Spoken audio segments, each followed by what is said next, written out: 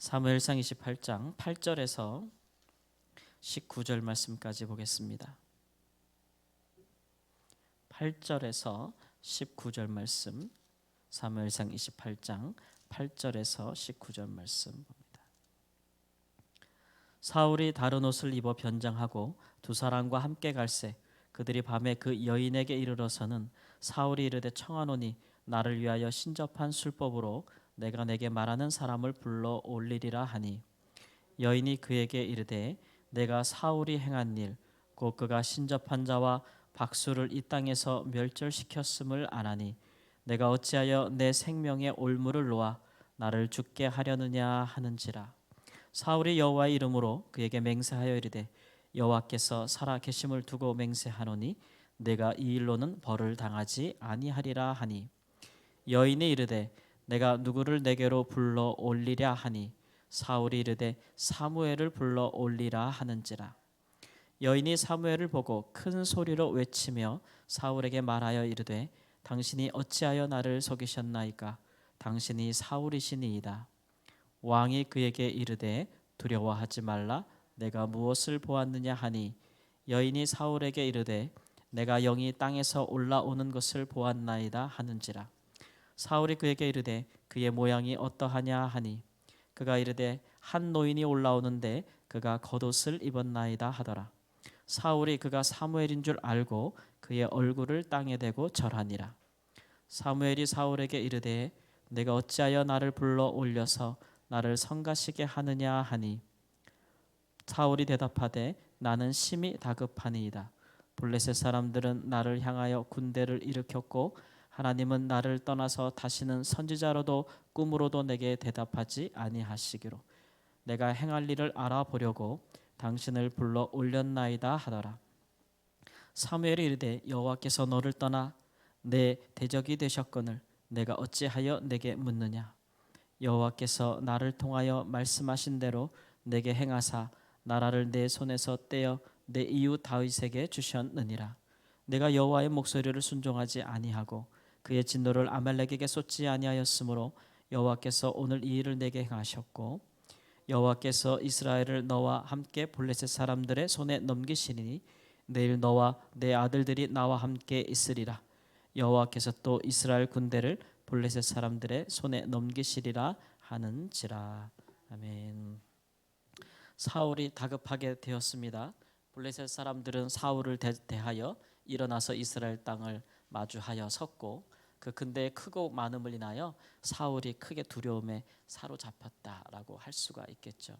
사울은 영적으로도 신체적으로도 심리적으로도 굉장히 불안하고 그 사람이 굉장히 약화된 상태에 있다는 것을 우리가 잘 알고 있습니다.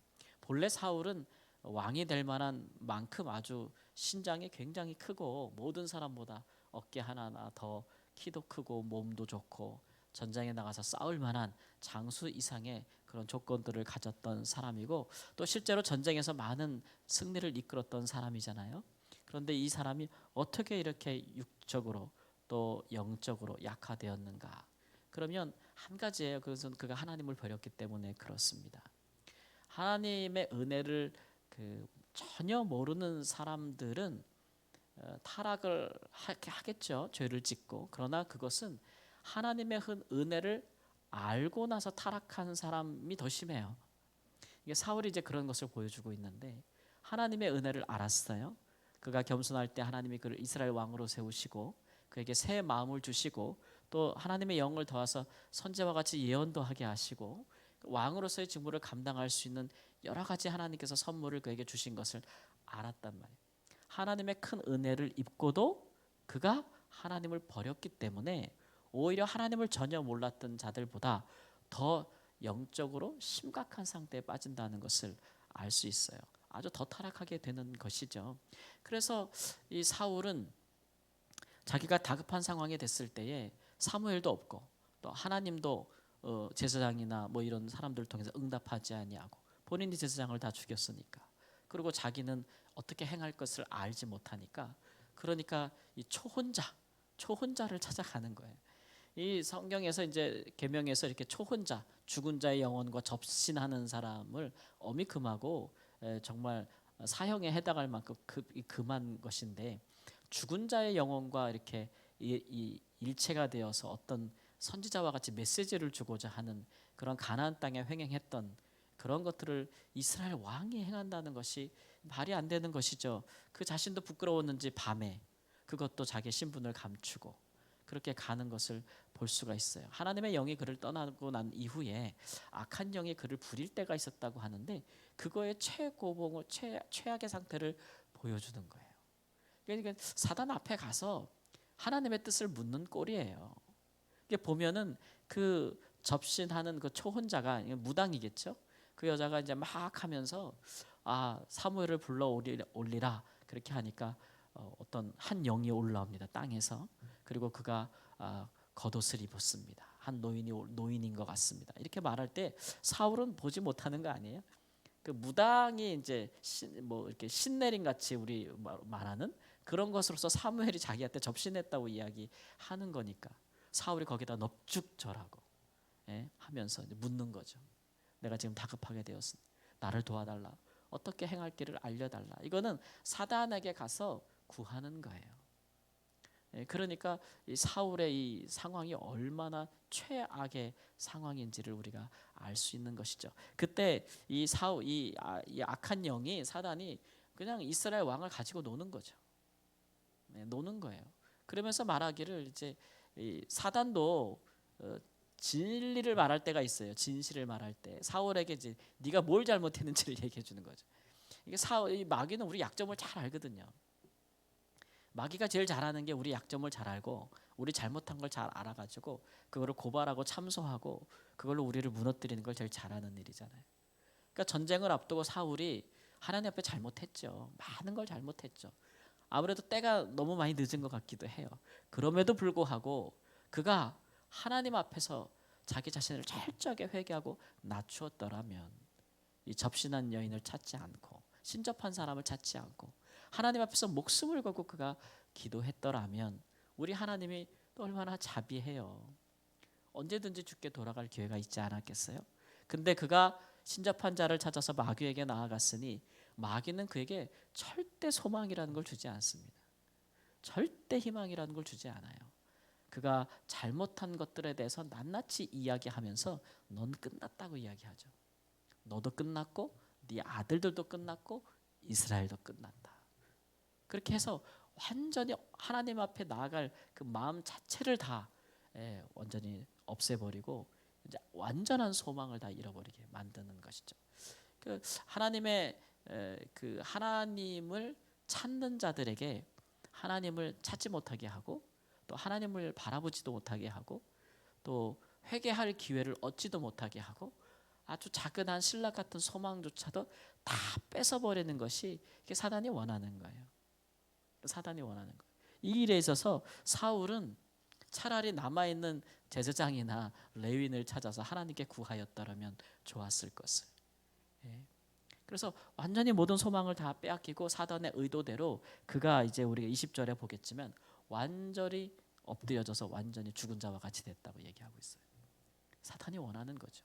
그러니 그렇게 사단이 성공했으니 그런 사울이 이스라엘의 머리가 되어서 전쟁에 나간들 그게 무슨 승리를 예견이나 할 수 있겠어요? 이거는 싸우나 마나 이미 끝난 전쟁이에요. 끝난 전쟁이에요. 그래서 오늘 이 사건을 통해서 우리는 두 가지로 한번 생각해 보는데 첫 번째는 하나님의 은혜를 맛보고 타락한 사람은 하나님을 전혀 알지 못하는 자들이 타락하는 것보다도 더 심하고 더 악한 더 극심한 타락에 놓이게 된다라는 것을 우리가 이제 이 사건을 통해서 보게 되는 것이고 그 다음에 사단이 하는 것이라는 것이 믿는 사람들에게 소망을 다 빼앗는 것이라. 우리는 우리의 잘못이 클 수 있죠. 사울의 잘못이 크죠. 그러나 하나님의 인자하심이 그것보다 더 크지 않겠어요?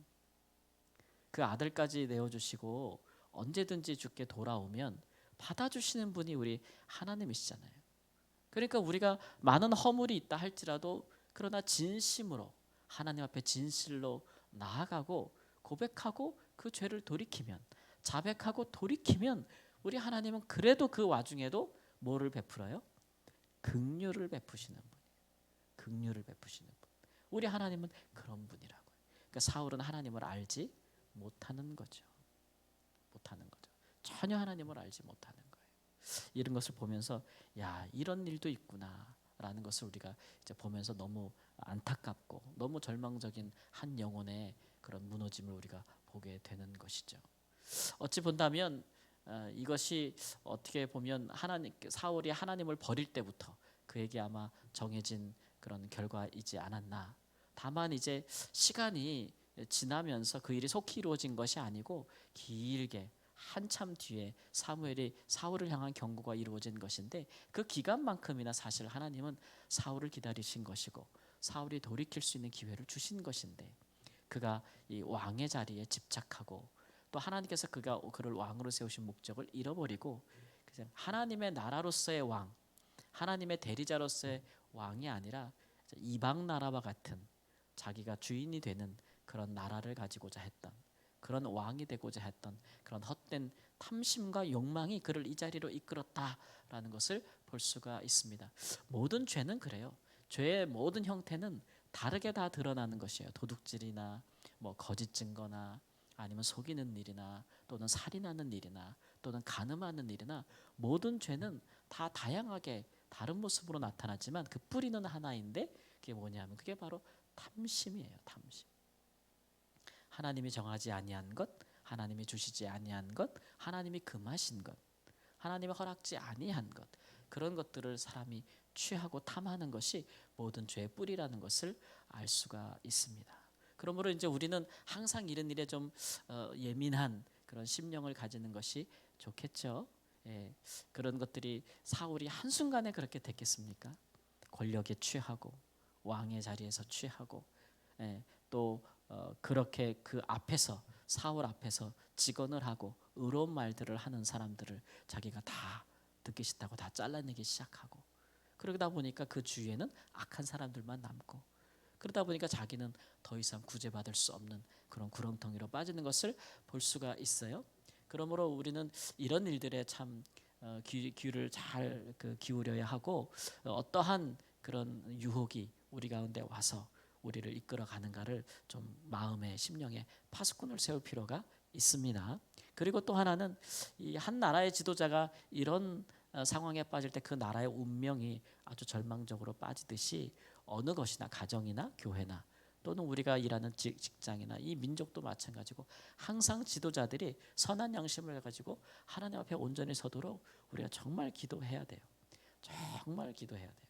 그래야 우리에게 속한 우리가 정말 고요하고 단정한 중에 하나님 앞에 신앙생활할 수 있지 않겠습니까? 그러니까 오늘도 기도할 때 그렇게 기도해서 나라 지도자를 위해서 기도하고 또 우리 가정에 또 그런 부모님들을 위해서 기도하고 또 우리의 교회 또 목회자를 위해서 기도하고 뭐 여러모로 우리를 섬기고 다스리도록 부름을 받은 그런 분들을 위해서 우리가 마음을 다해 기도해서 그 안에서 우리가 평안을 누리고 그 안에서 그들이 우리의 파수꾼이 되어서 우리 가운데 어떠한 그런 악한 영이나 죄가 침범하지 못하는 그런 하나님의 샬롬의 역사가 있는 거룩한 역사가 있는 공동체 안에 우리가 살도록 안연히 거하도록 하시는 은혜가 우리 다산성암교회 성도님들의 삶에 있기를 주님의 이름으로 축원합니다. 아멘. 기도합니다. 주님, 악한 영이 한 나라의 지도자를 삼키면 그 나라가 하나님 절망과 소망이 없는 어둠 속으로 하나님 빠져드는 것을 봅니다.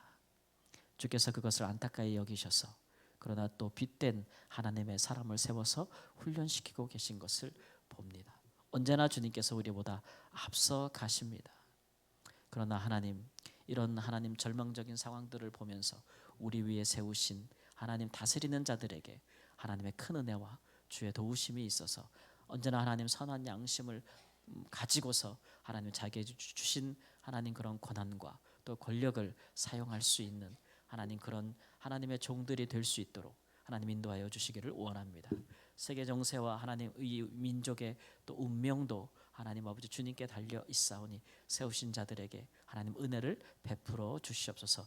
각 사회와 각 사회의 지도자들과 하나님 아버지 또 각 분야의 지도자들 또 하나님 또 교회와 또 가정에 하나님이 세우신 분들 하나님께서 기억하여 주셔서 이 시대에 하나님 시대적인 책임을 가지고 하나님 앞에서 의의 길을 걸어갈 수 있는 하나님의 귀한 종들이 끊임없이 하나님 이 땅을 새롭게 하는 역사들이 다시 한번 시작될 수 있도록 주께서 은혜를 더하여 주시기를 주 앞에 기도합니다. 그러므로 하나님의 역사가 있음에 우리가 미래를 향하여 생각할 때 소망이 있고 희망이 있고 하나님의 역사를 기대하는 그런 놀라운 일들이 우리의 삶 가운데 하나님 나타날 수 있도록 역사하여 주옵소서.